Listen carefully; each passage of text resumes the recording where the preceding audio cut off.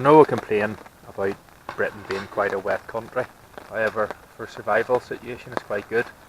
I rigged up my can earlier, my beer, and it's pretty much full of water already, just with the stick and a bit of runoff from the paracord. My Pathfinder up in the fish mouth spreader, just where the paracord's running off, and that's filling up nicely. And then I've rigged up my Pathfinder cup. Look at that, that's overflown. So only a few hours and I've got a full pint of water.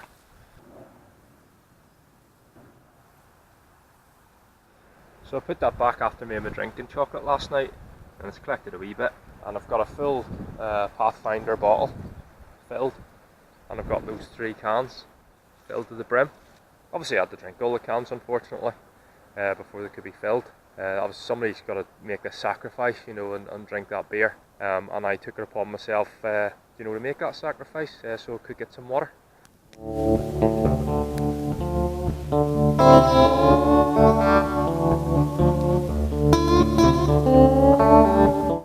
What I'm looking for today is a good water source.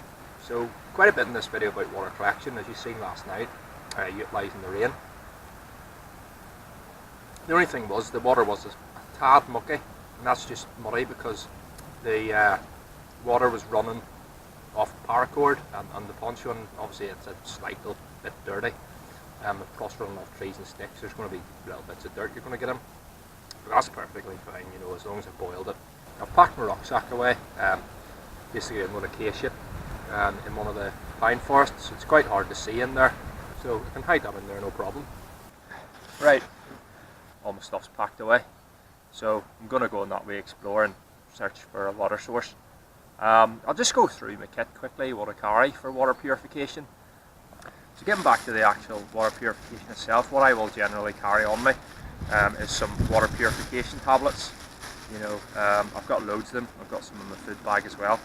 But you can buy these in eBay pretty cheap, and they'll do the job. And you generally put 1 in per litre, leave it for half an hour.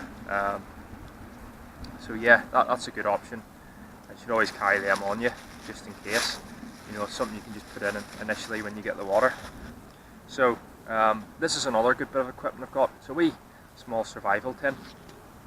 And again, it's got some copper wire for making snares, some matches, bit of tin foil, paracord bracelet, so that's more paracord.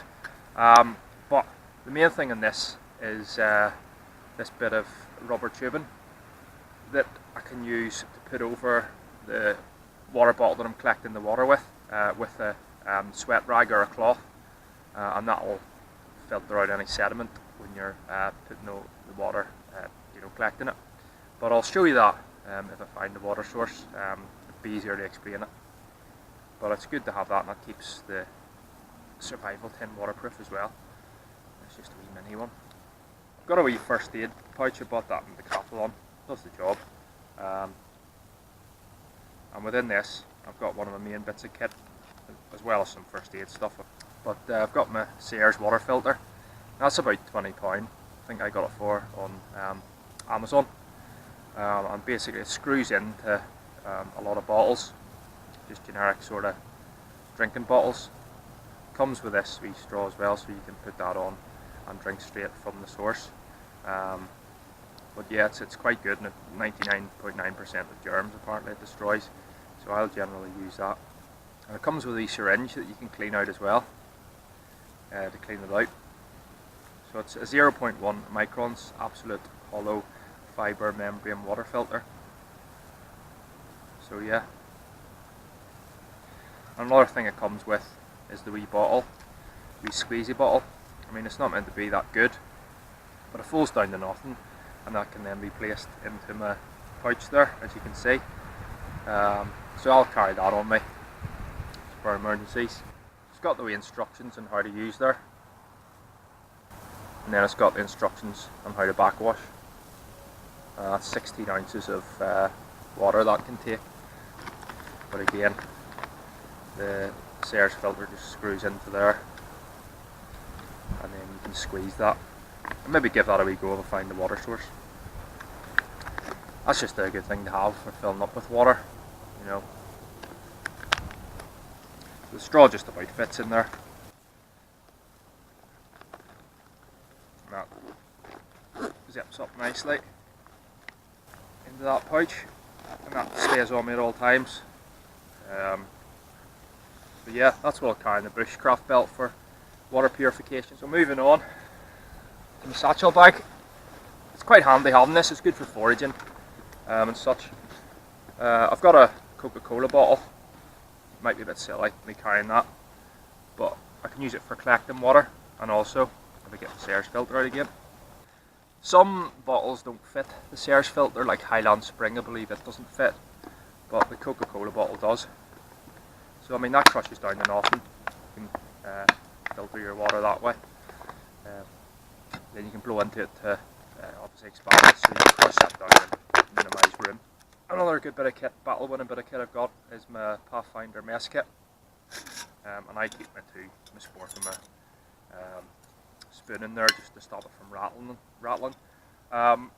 This obviously for collecting water and boiling it. It's made from stainless steel, it's not going to warp. And you can just collect your water and boil it in that straight away. Another thing I carry is my sweat rag, or a bandana or whatever you can use. And basically what you can do is you can put that over the top like so, to stop the sediment getting in, and I use that rubber, bit of rubber as I've shown you there. I'll show you again, I'll show you if I find a water source, and I put it round to hold it so you can filter the water in. And then what I can do is I can just pour the water into that and filter it accordingly. So that's what I'll take out with me today. But yeah, that's me packed up. I'll go and cache my bargain, and then we'll go and look for some water.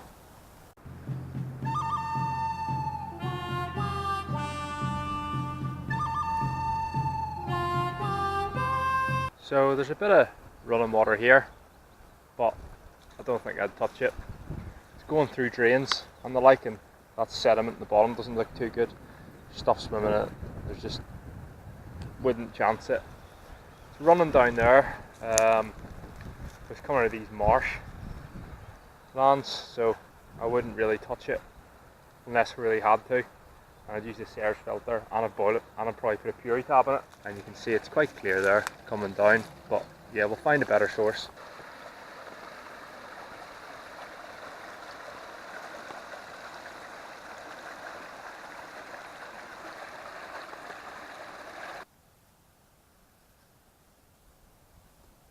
So it appears the water's running down there.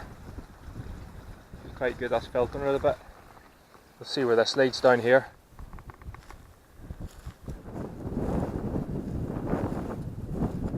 So I've got down further. That water seems to be quite fast flowing there. I've checked up. There's a wee bit of a bridge. Doesn't seem to be any rubbish agricultural waste, it just seems to be a decent runoff. So I think this is where I'm going to go for my source.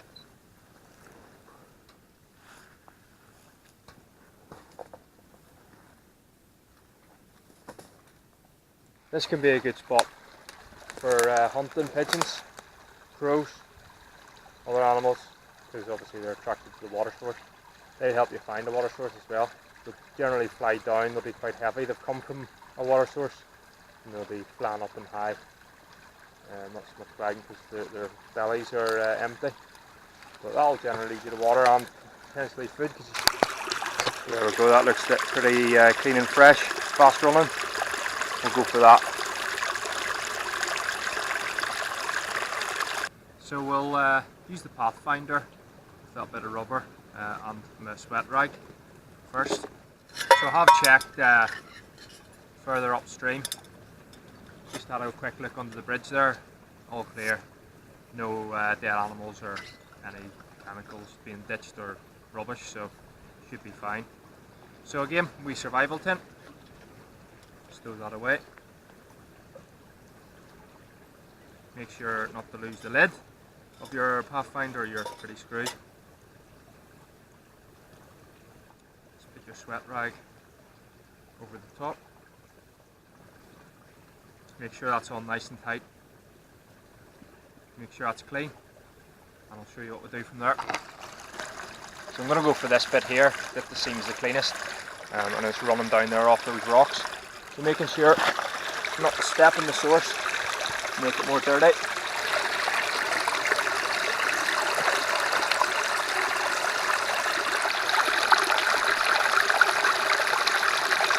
Takes a while, this. So there we go, that's pretty much full. So your sweat rag's going to be wet, but you can dry that by the fire. So there we go.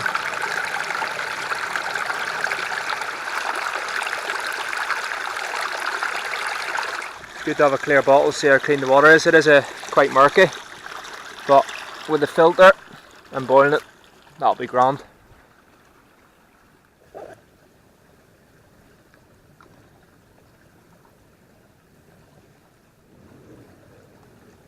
So the filter can also be used that way, but it takes ages. So you see here how murky that water was. Let's have a wee look what the filter's done.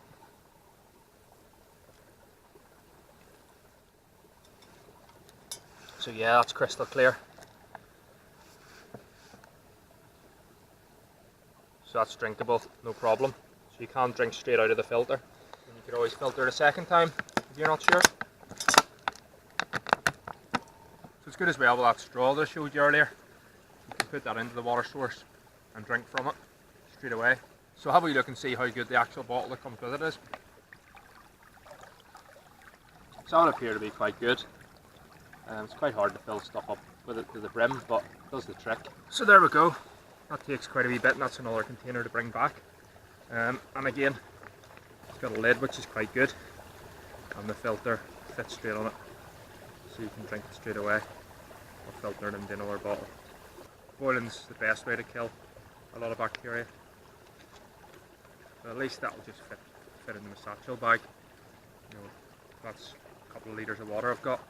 So I think that's one of the most essential bits, being able to boil your water, and having a bottle that you can boil and then drink out of is quite good. So the Sayers water filter is pretty good, and there is other water filters out there. You've got the Lifesaver bottle, which is really good, but technology's come on a bit since then, and it is a good bit of kit. I've actually got one, however, it's at home, so maybe if a teleport instant transmission back home, I can show you.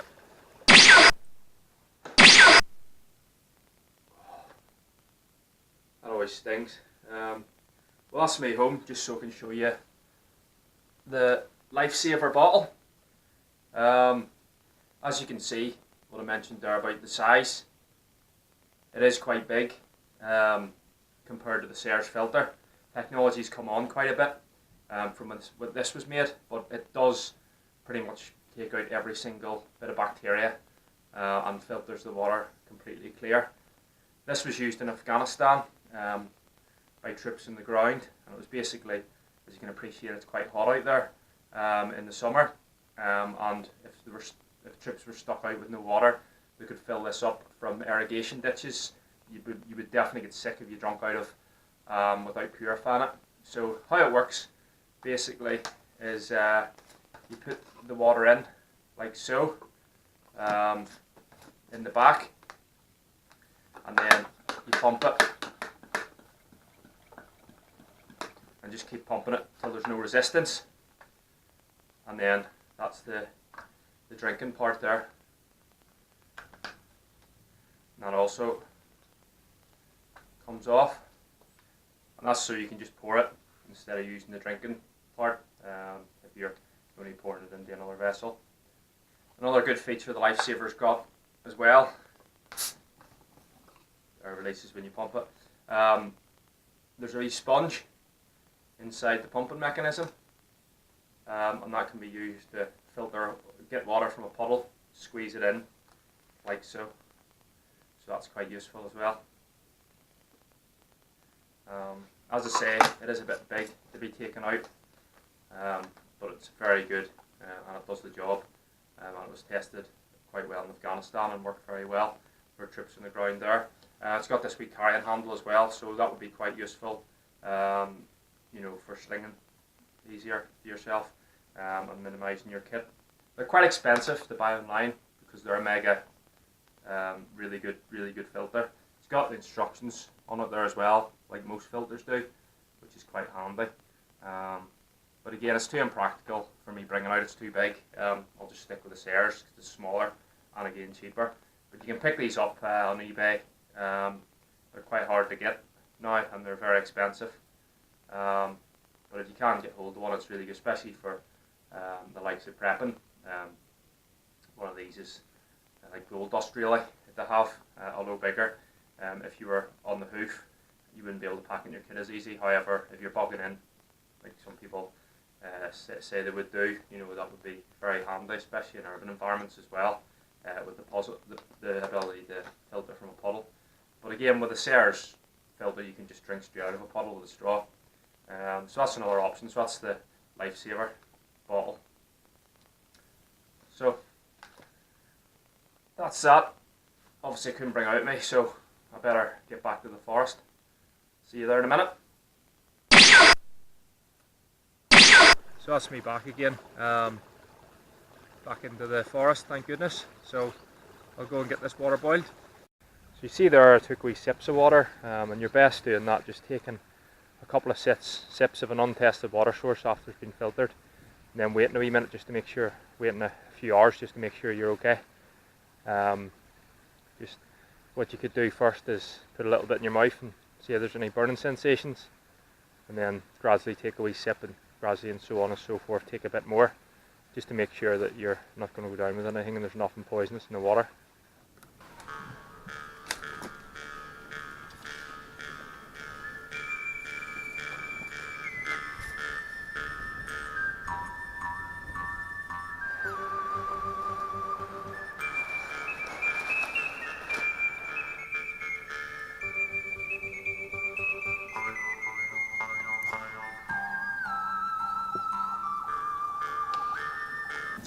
All we need to do is get the fire going.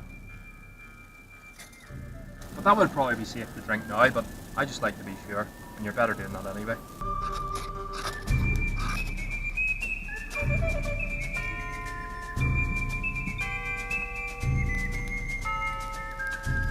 Well, this is a good device to aids in your water purification. I'm cooking and boiling. It's a fish mouse spreader. You can get it in most bushcraft sites. It's a device for fishing, I believe. I'm not really an avid fisher, but I think it's for holding pike's mouth open. But all you can do is place it in there and it'll lock in place, and you can dangle that into the fire. You can put a stick through there and let it boil. You see here, that bottle's been roaring, it's proper boiled. So another added bonus of the fish mouth spreader is that you can cool the water down quickly, like so. You can do this. But this saves you a lot of time if you want to cool down to transport it. Put it away in your pack. Just put it in the cold water to cool off a bit.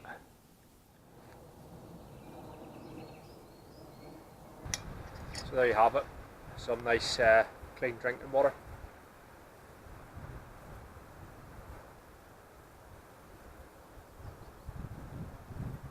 So that's your safest method of doing it, and that's another good temperature after being boiled as well.